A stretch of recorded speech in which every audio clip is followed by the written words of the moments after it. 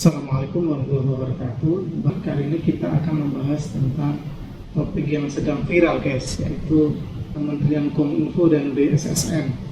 Nah, ada beberapa hal yang perlu kita cermati. Yang pertama adalah sebenarnya jurusan kuliah itu apakah penting dalam kepemimpinan suatu organisasi. Perlu diketahui, kalau kita cek di dalam Google ya, nanti akan bisa tampilkan, ada pimpinan Menkominfo sekarang namanya adalah Budi Aris Setiadi, yang ternyata kalau kita lihat jurusannya adalah Sarjana Ilmu Komunikasi.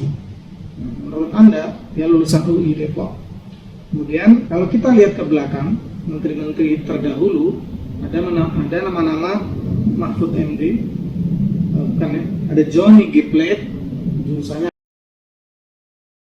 kemudian ada Rudiantara, ada Tifatul Sembiring, kemudian ada Muhammad Nuh, Elektro ITB, kemudian ada Sofyan Jalil, di Administrasi Negara UII Yogyakarta. Nah, kita lihat, guys, ternyata pemimpin dari Kominfo ini saat ini adalah memiliki jurusan ilmu komunikasi. Menurut Anda, apakah jurusan ini layak ya untuk memimpin Kominfo yang dimana sangat teknikal sekali?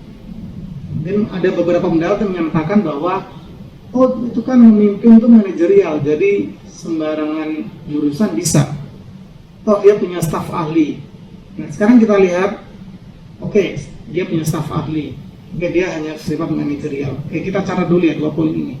Yang pertama, dia punya staf ahli dan wakil-wakil. Sedang kita cek nama wakilnya adalah Nezar Patria. Nah, kita lihat cek Nezar Patria. Dia adalah seorang wartawan, aktivis dan juga penyair.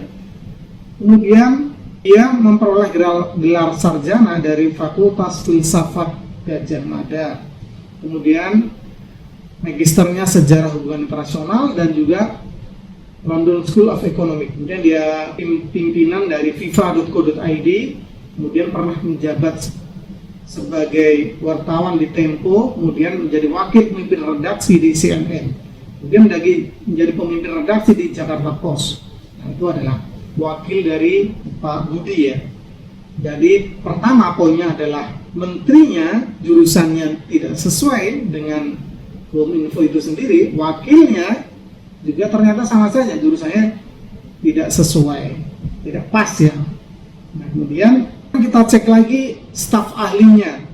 Kita cek staf ahli daripada ada beberapa bidang, guys. Ada 4 bidang staf ahli, yaitu staf ahli Menteri Bidang Teknologi, staf ahli bidang komunikasi, staf ahli bidang sosial, ekonomi dan budaya, staf ahli bidang hukum. Tentu yang kita lihat yang bidang teknologi. Sekarang kita cek staf ahli bidang teknologi. Di situ ada nama Insinyur Muhammad Hadiana M.Ang, staf ahli Menteri Bidang Teknologi, pendidikan S2, pangkatnya 4D. Kita cek lagi di Google, Insinyur Muhammad Hadiana ini jurusannya apa? Ternyata di sini disebutkan bahwa bergelar teknik jurusan fisika Institut Teknologi Bandung dan masternya di Master Engineering Teknik Vanderbilt University Amerika Serikat, berasal dari Bandung. Ya, kita punya 3 nama ya. Yang pertama adalah tadi Budi Aris Setiadi, jurusan ilmu komunikasi.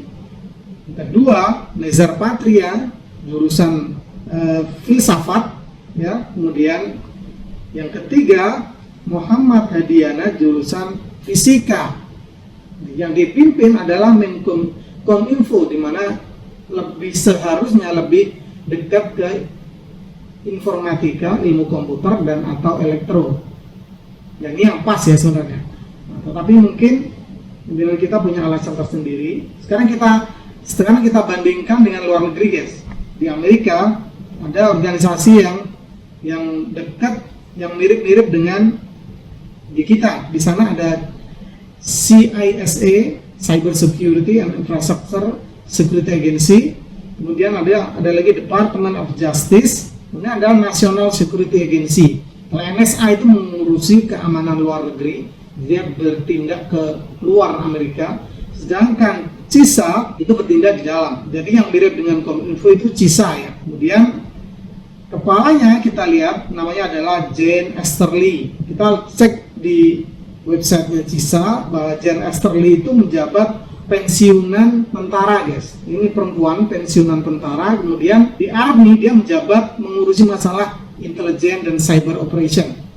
Jadi rekam jejak pekerjaannya itu sesuai dengan pemimpinnya saat ini. Sekarang menjabat sebagai CISA, dulu pemimpin dari melayani di dalam bidang intelijen dan cyber operation. Jadi mirip, meskipun jurusannya tidak mirip karena dia kan dia semacam lulusan akmil ya di sini, tapi di sana jurusannya adalah filsafat, politik dan ekonomi dari Universitas Oxford. Kemudian dia mendapatkan beberapa penghargaan, kemudian pernah menjadi pemimpin di US Army ya. Sekarang pensiun. Kemudian pernah mendapatkan Bronze Star 2 kali ya. Jadi kalau kita lihat jurusannya juga tidak sama, tetapi pekerjaannya yang lalu itu mengurusi cyber, jadi mirip ya. Dibandingkan dengan Indonesia, maka sangat jauh sekali. Dari sini kita dapat benang merahnya, guys. Kenapa Indonesia itu kacau balau ya? Pertama adalah menyerahkan sesuatu yang bukan ahlinya, menyerahkan urusan kepada seseorang yang bukan ahlinya. Maka sumber dari permasalahan ini adalah kalau kita lihat cenderung karena sistem politik kita ya, di mana seluruh partai itu sumber dananya itu berasal dari anggotanya yang sudah jadi pemimpin seperti presiden, menteri, DPR dan sumbangan dari anggota yang sudah jadi pejabat ini yang menopang dari kehidupan partai. Nah, maka di sini tentu nanti akan ada imbal balik. Jika seorang pemimpin menjadi presiden, maka dia harus ada timbal balik ke partai-partai yang mendukungnya. Di sini asal muasal dari buruknya sistem politik Indonesia. Nah, sedangkan bagaimana sih yang baik kalau mau membenahi ini semua? Tentu saja dari alur perpolitikan kita harus diubah sehingga kalau bisa partai itu dibiayai oleh negara, sehingga tidak ada lagi bagi-bagi jatah, bagi-bagi jabatan ya kepada partai, sehingga mengurangi tragedi yang sekarang menerpa Kominfo. Oke guys, saran saya sih kedepannya kalau perlu Menkom ini dari jurusan yang lain ya, perlu seni rupa, perhotelan, atau seni tari biar lebih seru guys. Oke guys, salam waras. Assalamualaikum warahmatullahi wabarakatuh.